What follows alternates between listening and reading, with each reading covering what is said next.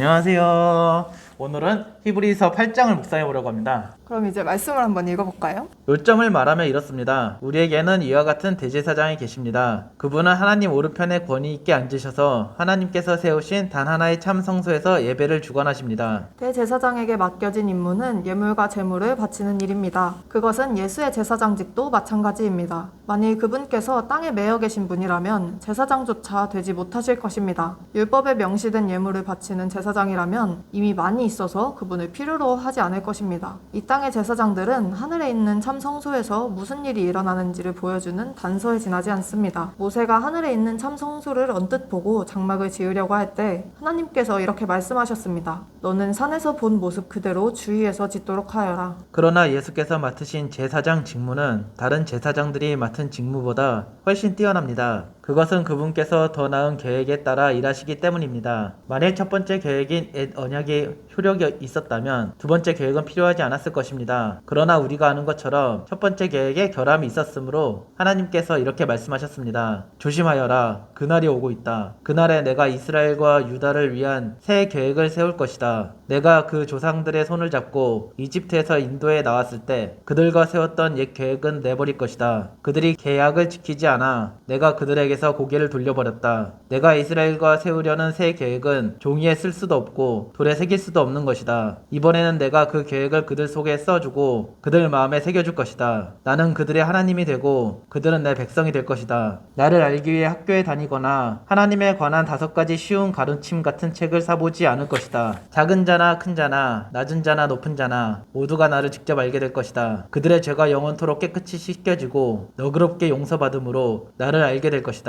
하나님께서는 자기와 자기 백성 사이에 새 계획, 새 언약을 세우심으로 옛 계획을 폐기 처분하셨습니다. 이제 옛 계획에는 먼지만 쌓이고 있습니다. 아멘. 묵상해보는 시간을 잠깐 가지도록 하실까요?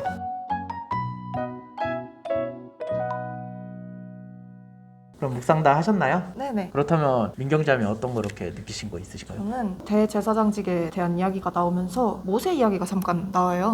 그쵸. 모세가 네. 이 성소를 지으려고 할 때 이야기가 나오면서 그러나 예수께서 맡으신 제사장 직무는 다른 제사장이 맡은 직무보다 훨씬 뛰어납니다 라고 바로 이어서 나오는데 네. 처음 장에도 그렇고 천사와 예수님을 비교해서 천사는 이렇다. 그렇지만 예수님은 그보다 더 높다. 그 다음에는 대사장보다 대제사장. 제사장보다 예수님이 네. 더 높은 대제사장이다. 네. 이번에는 모세를 제사장에 비유해서 예수님은 모세보다도 더 네. 높은 분이다를 계속해서 말씀을 해주고 계시더라고요. 이게 줄거리 플롯이 짜여지는 그러니까 느낌이네요. 묘하게 네. 규칙이 발견되면서 히브리서가 역시, 네. 사실 네. 우리 예수님이 최고다를 말하기 위한 책이 아닐까. 저 같은 경우는 만일 첫 번째 계획인 옛 언약이 효력이 있었다면 두 번째 계획은 필요하지 않았을 것입니다. 첫 번째 계획이 언약계에 새겨진 그 언약이잖아요. 이게 왠지 저는 일부러 하나님께 아시면서 이렇게 주셨다라는 생각이 좀 들게 되었어요. 언약계를 통해서는 우리의 죄를 보통 볼 수 있다고 이렇게 말씀을 하시잖아요. 그렇죠. 우리의 죄를 먼저 알았기 때문에 우리의 죄를 사하여 주시는 인간의 형상으로 늘 그분을 보고 더욱 큰 은혜를 받고 예수님을 믿게 되는데 더 다가갈 수 있지 않았을까라는 생각이 좀 들면서 이것이 필요한 하나의 프로세스였고 그래서 주님께서 일부러 그렇게 하시지 않았을까라는 생각이 들었습니다. 그러면 예수님을 보내셨을 때 정말 폭발적인 반응을 얻기 위해서 눈치를 채셨음에도 보내셨다. 약간 이런 느낌이 그렇게 되나요? 그 정도까지는 아닌데요. 그리고 저는 혼자 읽으면서 웃었던 게 나를 알기 위해 학교에 다니거나 하나님에 관한 5가지 쉬운 가르침 같은 책을 써보지 않을 것이다. 네네. 아시다시피 저는 신학교를 다니고 있거든요. 그쵸. 신학교를 다니고 있죠. 저는 하나님을 알기 위해 학교에 다니고 있어서 뭔가 마음이 약간 상당히 이러면 안 되는 건가 그쵸. 사실 이게 다른 걸 하지 않아도 하나님을 네. 다 알 수 있어야 되는데 저는 하나님에 관한 5가지 가르침 같은 거 보는 것 같거든요. 좀 많이 배우죠 거기서. 그쵸. 약간 전공이라든가 부전공이라든가. 사실 사람들이랑 이렇게 묵상을 하거나 하면 느끼는 게 저는 학교에서 배워서 아는 건데 다른 분들은 성경을 읽으면서 자연스럽게 알게 되는 분들이 되게 많아요. 그런 걸 보면서 확실히 하나님이 예수님을 통해 새 언약을 주신 이후로 우리는 하나님에 대해 알 수 믿게 됐는데 저는 그런 분들보다 아는 게 너무 없고 막 알려고 하지 않아서 학교를 다니는 게 아닐까 그런 생각이 들 때가 있어요.